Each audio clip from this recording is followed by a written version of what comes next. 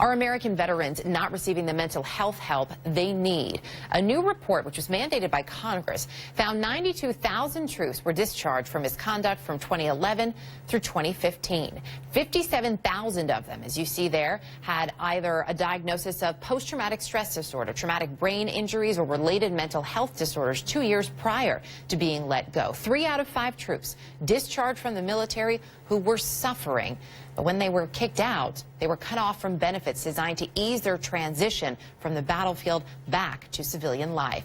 Allison Jaslow is the Executive Director for Iraq and Afghanistan Veterans of America, a former Army captain who served 2 combat deployments in Iraq and joins me now on the phone. Good to have you with us. When you looked at these numbers, were you surprised?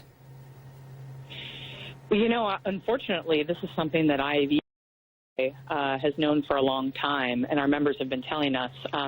While I'd like to say that we were surprised, we've actively been trying to raise awareness for these issues for a long time. This report actually confirms what we already knew.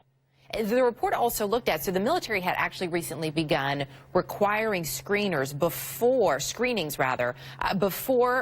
people were punished, screening for PTSD and for TBI.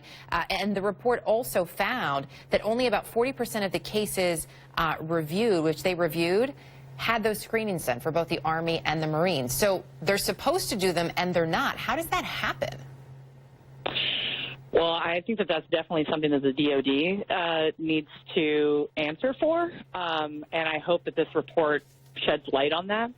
What I can tell you is that there are stories like a member who we recently worked with who was discharged after attempting suicide, and he made that attempt based on struggles that he was having and mental health injuries that were incurred while he was deployed in a wartime zone.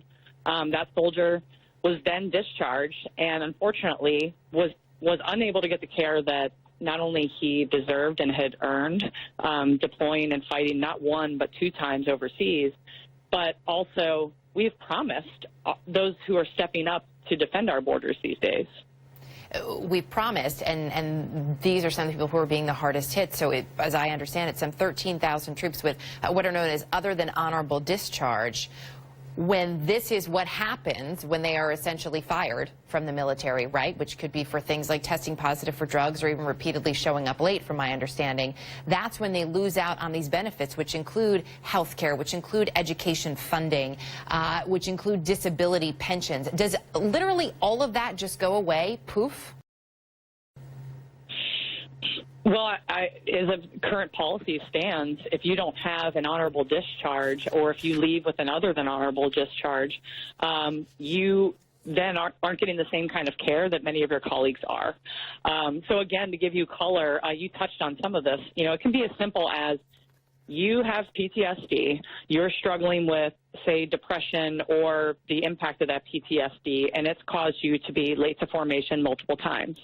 Your leadership can decide that you're no longer a good fit for the military and move you out of the ranks. And then because of that, where the source of all of those issues was your mental health injury, you are now unable to get care from the VA once you get on the outside. So this is like, honestly, I am happy that you are not only reporting on this today, but that we have a real government report that's showing us this. But it's something that our members have really been telling us for a long time, and it's something that we need to take head on. We should point out you've known about it for some time. I know you and your colleagues at the IAVA have been working for this. So let's hope that this report actually spurs some action. We'd like to stay on it with you. Allison Jaslow, thanks for your time and thank you for your service. Thank you very much for making time to report on this today. It's a critically important issue to our members. It absolutely is. Thanks again.